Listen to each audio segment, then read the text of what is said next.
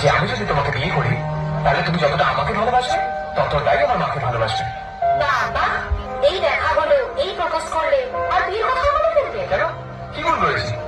দেখো, তোমার মতো মেয়েরা বেশি দিন মিটিং এ থাকবে না, তাই অন্যকে বুক করে নেওয়ার আগে নিজেই বুক করে ফেললাম। বুক করে ফেললাম মানে? আমাকে টিকিট নাকি? হ্যাঁ, ভালোবাসা থেকে যেটা যে কেউ করতে চাইবে, কিন্তু আমি আর রিস্ক নিলাম না বাবা, নিজেই কিনে ফেললাম।